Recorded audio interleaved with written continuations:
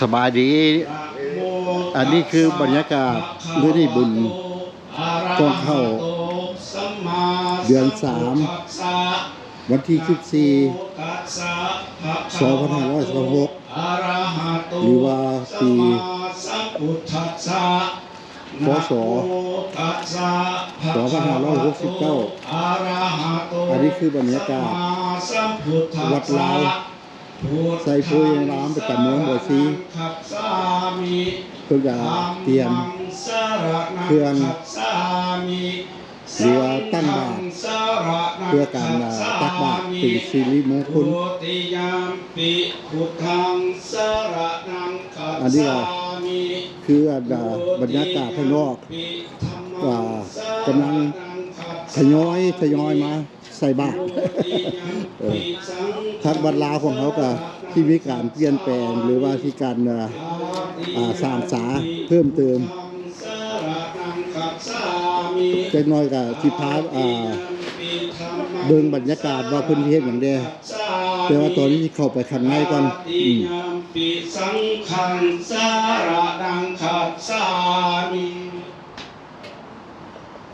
อิติปิโสภะคะวาตอนนี้เพื่อเตรียมสัมมาสัมพุทโธบาตรเพื่อการใส่บาตรปันโนสุขโตโลคาวิทูอนุตตโลแต่ว่าบรรยากาศมื้อนี้ก็ลมแล้วก็มีฝนหน่อยนึงสบายดีอ้ายสบายดีโอเควันนี้15เข้าไปข้างในตัสสวะพุทเทกุกัมมังปะกะตังมะยะยังพุทโธปฏิคันหันตุอัตตายันตังกำลังเข้ามาข้างในสังวาริตุงวาพุทเทสวาคาโตภะคะวะตาธัมโมสันติทิโกอาการิโกเอหิปัสสิโกโอปัญญานิโกปัจจตังเวทิตโพวิญโยหิติกายเยนะวาจานะวาเจตัสสวาธรรมิกุกัมมังปะกะตังมะยะยังธัมโมปฏิคันหันตุอัตตายันตังตารันตาเรสังวาริตุงวาธัมเมสุปฏิปันโนภะคะวะโตสาวกสังโฆอุสุปฏิปันโนภะคะวะโตสาวกสังโฆญาณปฏิปันโนภะคะวะโตสาวกสังโฆสามิจิปฏิปันโนภะคะวะโตสาวกสังโฆอาหุโอจติตังจตาริปุริสาบุคลานิอัฏฐาปุริสาบุคลาเอสาภะคะวะโตสาวกสังโฆอาหุนนายโยอาหุนนายโยทักขินนายโยอันสาริการานิโยอนุตตรังปุญญังเขตังโลกาสาติกายเยนะวาจานะวาเจตัสสวาสังเคกุกัมมังปะกะตังมะยะยังสังโฆปฏิคันหันตุอัตตายันตังตารันตาเรสังวาริตุงวาสังเคอุกาสาวันทาวิพันเตเจติยังสัพพังสัพพทัตตาเนสุปาริธิตังสาริกถาตุมมหาโพธิปุระโลปังสักการังสัทธาวายสาวันสาวิกัสสะสัมมันตาจักรวาเลสุอัตรากัจฉันตุเทวตาสัจจะธัมมังมุนิวรสัสสะสุนันตุสักกโมกะหัง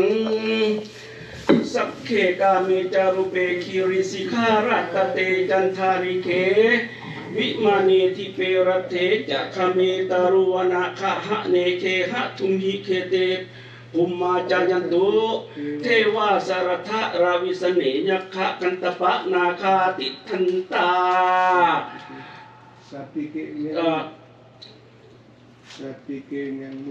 สัตติเกยังมุนิวารณจดังสาธุมิสุนันตุธรรมสาวนากโรอัญญัมภะทันตาธรรมสาวนากโรอัญญัมภะทันตาธรรมสาวนากโรอัญญัมภะทันตาสุนันโตโพนโตเยเทวาดุราเทพดาเจ้าทั้งหลายไม้มีภูมิเทวดานะโมตัสสะภะคะวะโตอะระหะโตสัมมาสัมพุทธัสสะนะโมตัสสะภะคะวะโตอะระหะโตสัมมาสัมพุทธัสสะนะโมตัสสะภะคะวะโตอะระหะโตสัมมาสัมพุทธัสสะมะยังพันเตวิสุงรักนัทายะติสรณีนะสหปัญจศีลายาจามาทุติยัมปิมะยังพันเตวิสุงรักนัทายะติสรณีนะสหปัญจศีลายาจามาตาติยัมปิมะยังพันเตวิสุงรักนัทายะติสรณีนะสหปัญจศีลายาจามานะโมตัสสะภะคะวะโตอะระหะโตสัมมาสัมพุทธัสสะนะโมตัสสะภะคะวะโตอะระหะโตสัมมาสัมพุทธัสสะนะโมตัสสะภะคะวะโตอะระหะโตสัมมาสัมพุทธัสสะสะภะคะวะโตอะระหะโตสัมมาสัมพุทธัสสะนะโมตัสสะภะคะวะโตอะระหะโตสัมมาสัมพุทธัสสะนะโมตัสสะภะคะวะโตอะระหะโตสัมมาสัมพุทธัสสะพุทธังสรณังคัจฉามิพุทธังสรณังคัจฉามิธัมมังสรณังคัจฉามิธัมมังสรณังคัจฉามิสังฆังสรณังคัจฉามิสังฆังสรณังคัจฉามิทุติยัมปิพุทธังสรณังคัจฉามิทุติยัมปิพุทธังสรณังคัจฉามิทุติยัมปิธัมมังสรณังคัจฉามิทุติยัมปิธัมมังสรณังคัจฉามิทุติยัมปิสังฆังสรณังคัจฉามิทุติยัมปิสังฆังสรณังคัจฉามิตติยัมปิพุทธังสรณังคัจฉามิตติยัมปิพุทธังสรณังคัจฉามิตติยัมปิธัมมังสรณังคัจฉามิตติยัมปิธัมมังสรณังคัจฉามิตติยัมปิสังฆังสรณังคัจฉามิตติยัมปิสังฆังสรณังคัจฉามิอันนี้คือบรรยากาศอยู่ในสามทิศพ่อแม่พี่น้องของเขากันครับคำอวยพรจากพระพุทธศาสนาของเขาพระทังสมาธิยามิปานาติปาตาเวรมณีสิกขาปะทังสมาธิยามิอทินนาทานาเวรมณีสิกขาปะทังสมาธิยามิอาทินาทานาเวรมณีสิกขาปะทังสมาธิยามิกาเมสุมิจฉาจาราเวรมณีสิกขาปะทังสมาธิยามิกาเมสุมิสาจารณเวรมณีสิกขาปะทังสมาธิยามิมุสาวาทาเวรมณีสิกขาปะทังสมาธิยามิมุสาวาทาเวรมณีสิกขาปะทังสมาธิยามิสุราเมรยะมัชฌัปปมาทัฏฐานะเวรมณีสิกขาปะทังสมาธิยามิสุลาเมรยะมัสสะปมาทัฏฐานาเวรมณีสิกขาปะทังสมาธิยามิมา นิปัญจสิกขาปทานิสีเลนะสุขติงยันติสีเลนะโภคะสัมปทาสีเลนะนิพพุติงยันติตัสมาสีรังวิโสทะเยสาธุ อันนี้ก็ฮับสินพรไปแล้วเนาะ เสียงข้อก็ดังกันเด้ออันนี้ประชาชนพ่อแม่พี่น้องเอาชาวเมืองบ่อซีและใกล้ๆทุกคนมาทำบุญนะบุญยังเกาะลืมละก่อนเข้าครับบุญยังเกาะ บุญกองเข้าประจำรัฐไอโดโฮของเฮาในมื้อนี้ก็ขอขอบนกขอบใจนำผู้ที่มาถ่ายทำเนาะอันนี้ก็ขอให้ประชาชนของเฮาร่วมพุทธบริษัททั้งหลาย ซึ่งมาในวันนี้ขอให้โชคดีทุกผู้ทุกคน ขอบใจอันนี้นะมัธยกผู้ใหญ่อันนี้มัธยกผู้ร้อง อาสมบูรณ์อันนี้กำลังศึกษาไว้เทื่อแรกแล้วก็เห็นเจ้าเนี่ยแม่นบ่ สมดีไสญาสา สมดีลืม ผู้ต่อไป ขอโทษ มีหยังก็ ต่อไป หาได้ โอเคขอบใจเด้อขอบใจอันนี้พ่อแม่พี่น้องของเราประจำเมืองบ่อซี อาณาธิพัฒน์อาณา เครื่องตักบาตร สวายจะขอใส่บาตรเด้อบัดนี้เด้อ ครับ เว้าน้ำหลังข้าพเจ้าเด้อ เอายกขันเข้าขึ้นทุกผู้ทุกคนเด้อ จับขันเข้าของสวยของลาวเด้อ นะโม นะโมตัสสะภะคะวะโตอะระหะโตสัมมาสัมพุทธัสสะ นะโมตัสสะภะคะวะโตอะระหะโตสัมมาสัมพุทธัสสะนะโมตัสสะภะคะวะโตอะระหะโตสัมมาสัมพุทธัสสะนะโมตัสสะภะคะวะโตอะระหะโตสัมมาสัมพุทธัสสะพุทธคุ พุท ณ ธคุณัง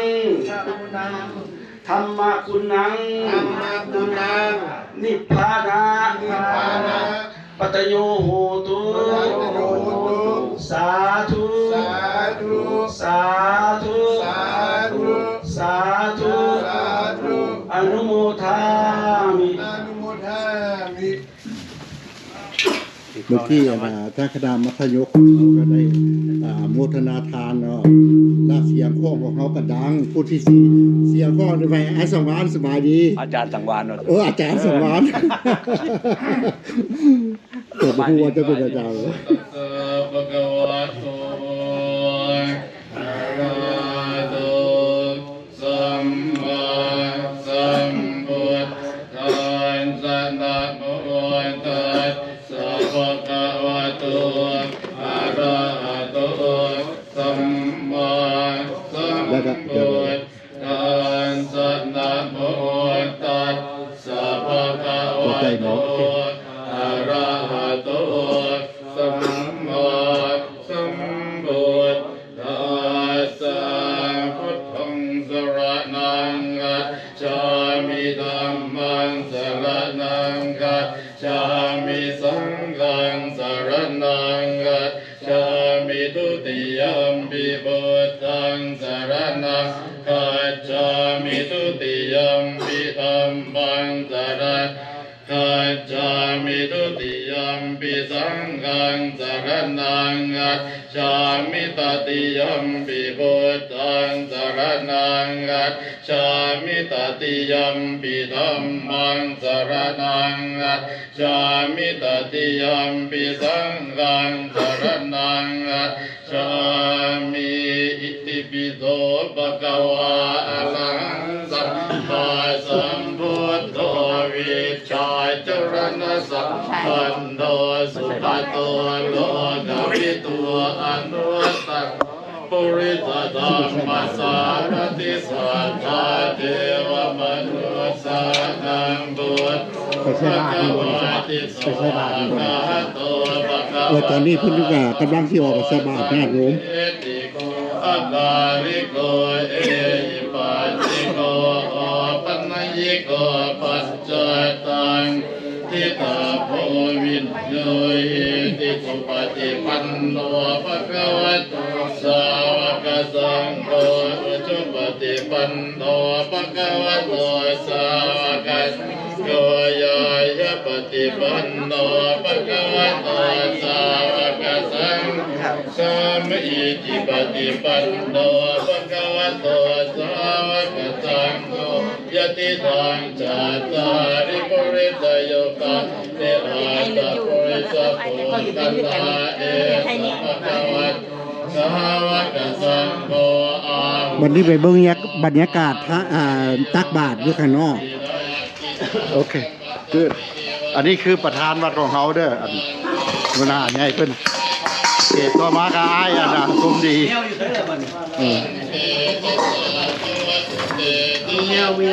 อันนี้คือบรรยากาศตักบาตรอยู่ข้างนอกอัน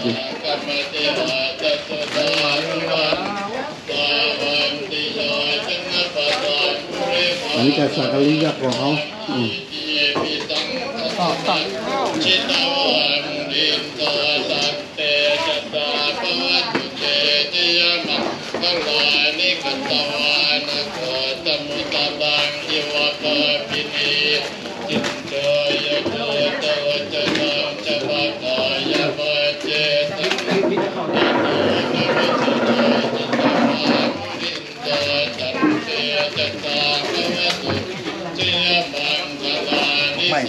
ไม่ก็ใส่กระตุ่ม ยิ้มเลยเด้อยิ้มเลยเด้อใส่บาตรอย่างนั้นน่ะ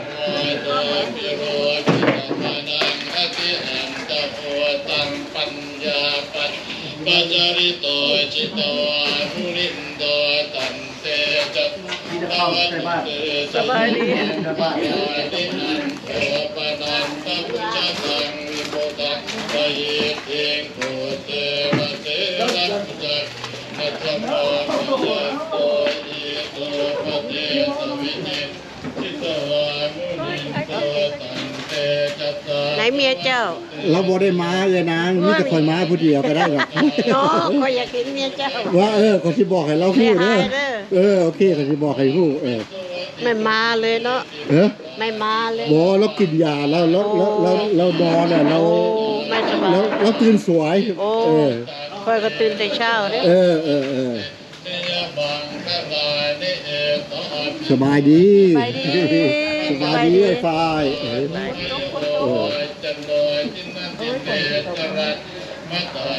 สบายดีสายพินทั้งลมทั้งฝนเมื่อนี้บรรยากาศก็นอตคูแบนมันบ่ห้าแห้งปานใดฝนโบลินฝนโบลินปานใดนอเดียวบ่เป็นหยังได้แถวไม่ได้ความสุขดีแล้วความสุขอยู่แต่ว่าซอยนาฬิกาเมียนหาเกี้ยงบอกกับฟ้องสบายดีแต่ว่าคันนี้ก็จะหาอยู่ได้มันแพงที่หนึ่งที่เล่นเท่าไหร่ก็30,000 40,000ยังไม่ได้แต่อันใดเลื่อยฟ้าที่คุณฮอตเสียดีอันใดมีแล้วเราหมดขายท่านขายนี่คืออยู่แต่ว่ามันอาจจะกินเลยแต่ว่าสบายดีสนุกไปเดี๋ยวนี้แม่ออกกำลังออกจากศีลที่มาใส่บาตรเริ่มแล้วเริ่มฝนสิตกแล้วฝนสิมาแล้วมากับบ่ห้าแห้งปานใดดอก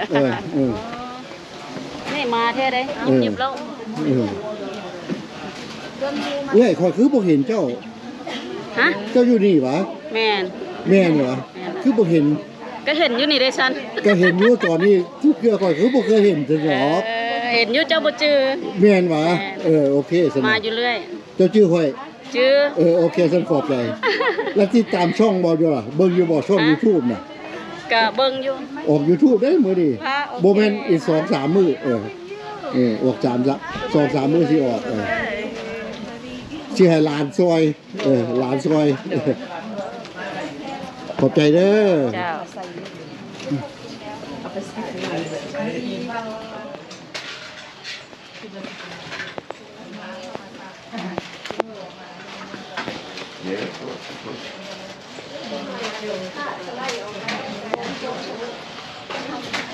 ยิ้มเลยเด้อยิ้มเลยเด้อยังค่อยได้บุญเด้อบ่ยิ้มบ่ได้บุญนี่รอยิ้มเด้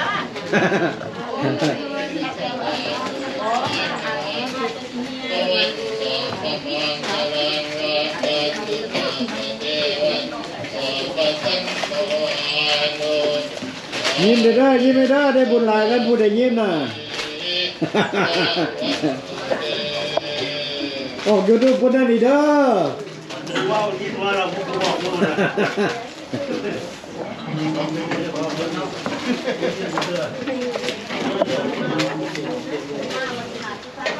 ยิ้มเด้อยิ้มเด้อออกทีวีเด้อแต่ละคน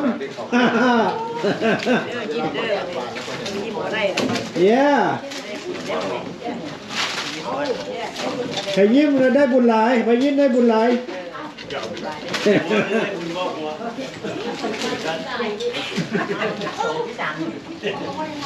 Everyone going on the YouTube right now.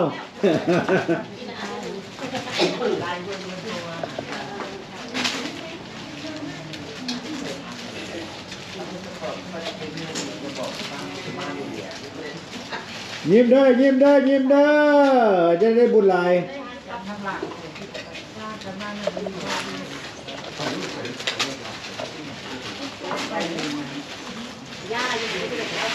บุญของเข้าวัดไอดาโฮโพธิรามมื้อนี้เดือน3วันที่14 2026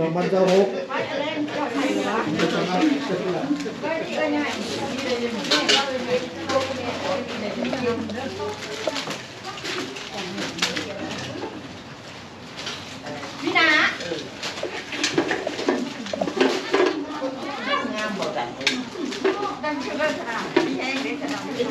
ยิ้มเด้อยิ้มเด้อยิ้มเด้อยิ้มเบ้อยิ้มได้บุญหลายได้บุญหลาย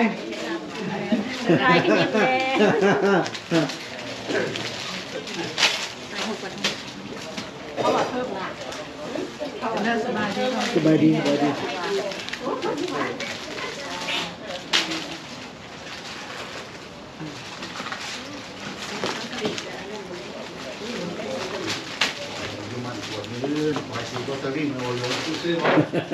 ซื้ออยู่ มันก็ซื้อแล้วก็ซื้อ ถ้าเขาซื้อมันก็ซื้อแล้วมันบอกถ้าเขาซื้อเราบอกว่าเมื่อไหร่เมื่อนี้จะต้องซื้อ อยู่นี่นะ ว่าเมื่อนี้ละเมื่อนี้ละ ยิ้มเด้อยิ้มเด้อออก YouTube คนไหนไหนได้บุญหลายได้บุญหลายมาคำพองไอ้เลขในมือนี่มาหาคำพองตัวพ่อตัวไหนมือนี่ตัวคือว่าถือไว้เนาะอันทุกมหาอย่างนั้นพูดนี่นะ ซื้อเด้อ808มหาสมัย837ยินบ่หาที่บอกเลข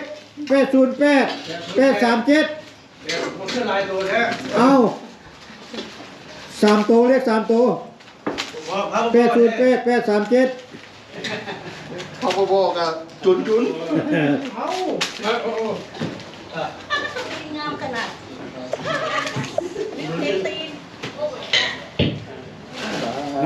ยิ้มสหายยิ้มสหายโอ้ผู้คาถาได้บุญหลายผู้คาถาได้บุญหลาย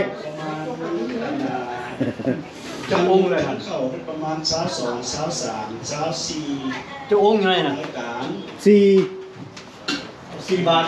แล้วก็เข้านั้นแล้วเขาได้มีได้ทาง5 บาทใช่แค่นั้นไม่ได้ขับไปแล้วเวิร์ดเวียกแล้วครอบครัวร่วม5 บาทจังบาทแค่นั้นมีเป๋าครอบครัว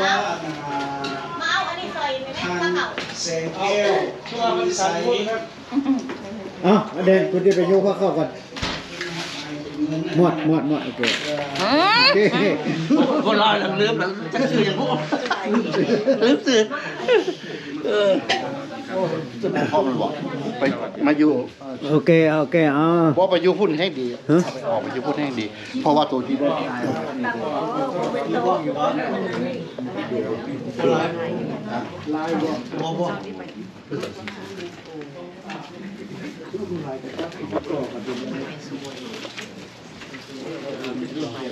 อาจารย์ยุ่งมุมนั้นของโอเคเอาตัวใส่ไก่ตัวหันมาโดดไปเลยดูตุ๊โอเคเอามาเนี่ยครับผสมกระตาให้โยมเห็นอะไรเมื่อบอกพอแล้วอัดบ่อัดรถครับไป accept มันชัดมาอะไร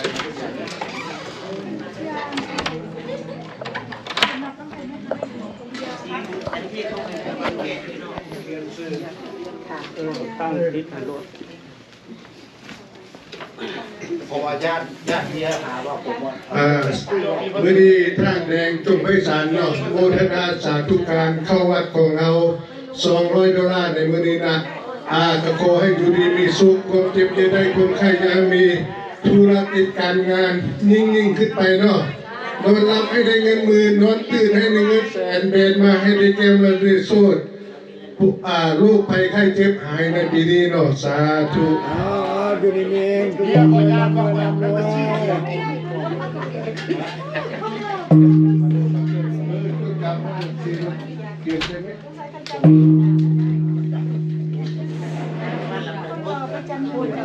มันที่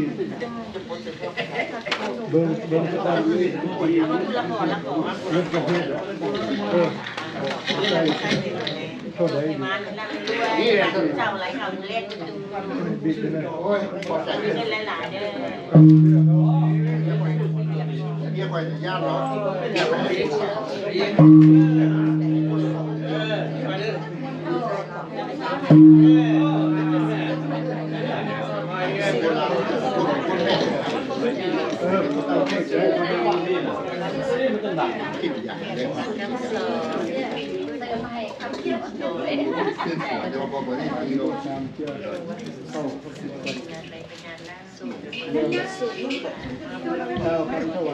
เด้อกล่าวคำถวายเด้อบัดนี้เด้อ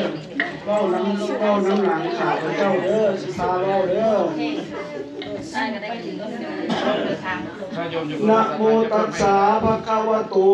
นะโมตัสสะภะคะวะโต อะระหะโต อะระหะโต สัมมาสัมพุทธัสสะ สัมพุทธัสสะ นะโมตัสสะ นะโมตัสสะ ภะคะวะโต ภะคะวะโต อะระหะโต อะระหะโต สัมมา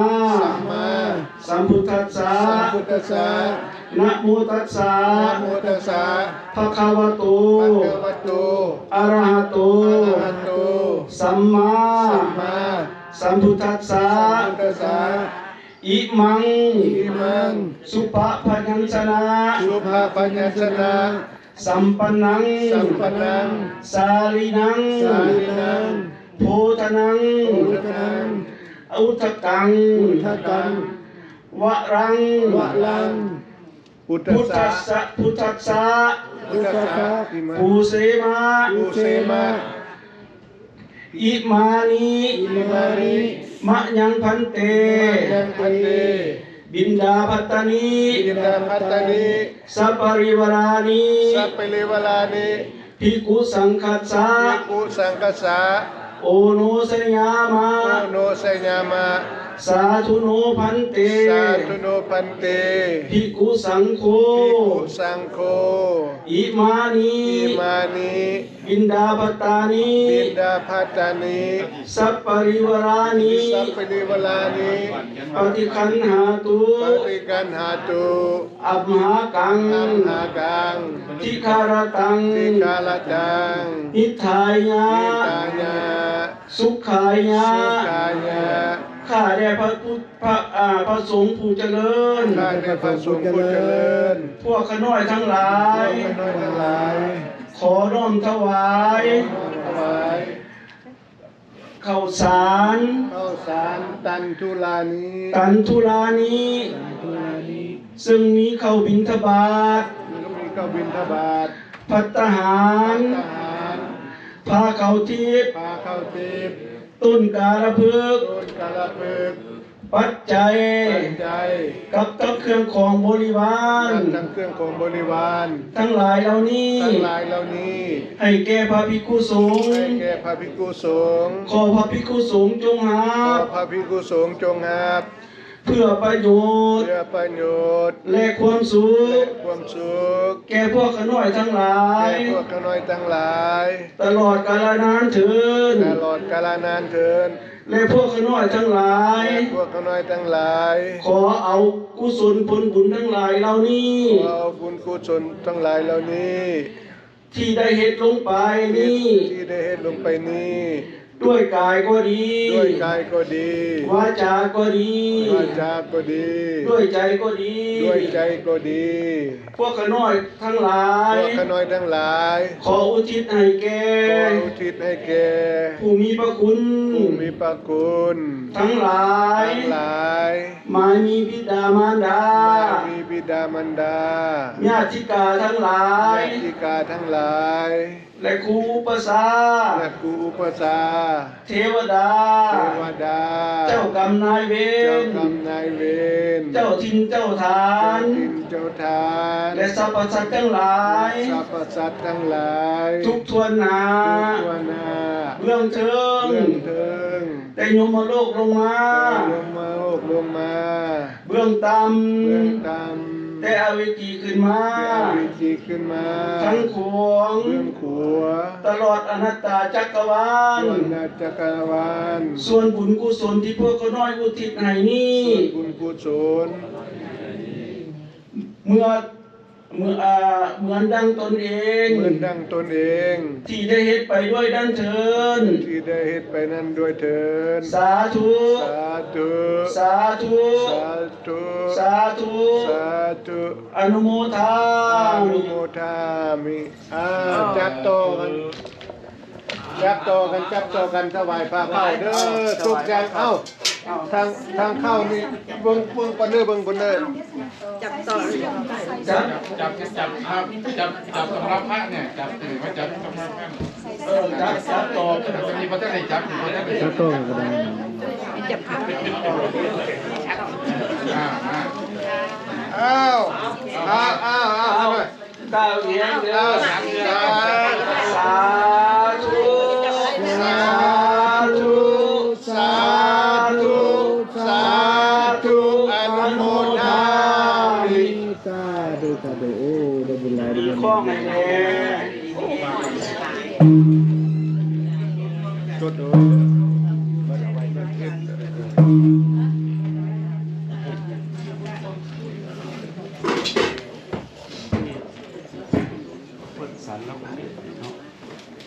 รัตนาเทศไปเลยผมมาจากโลกาธิปติตั้งสามนะโมสามเทือ นะโมตัสสะภะคะวะโตอะระหะโตสัมมาสัมพุทธัสสะนะโมตัสสะภะคะวะโตอะระหะโตสัมมาสัมพุทธัสสะนะโมตัสสะภะคะวะโตอะระหะโตสัมมาสัมพุทธัสสะผมมาจากโลกาธิปติสหัมปติกัดอัญชาลิทิวรังอัญญาจะสัตทะสันติสัตทะสันตะปริสักขะสัติกาเทเสตุธรรมังอนุกรรมปิมังปัสสัง สา สาธุ นิมนต์กันหน่อย กอบกันเข้ากับว่าบุญกอบเขาบริเวณนี้หรอกแต่ว่าบุญตามประเภทนี้ตาม22ข้อ14มันมีบุญมันจะมีสื่อบุญหลากหลายเด้บุญกอบเขาเนี่ยอาจจะมีทีมากของสื่อก่อน เข้าสาร เพิ่นว่าบ้านเข้าสมัยก่อนเนาะนึกภาพบ่ก่อนตอนพระอาจารย์เป็นเด็กน้อย เข้า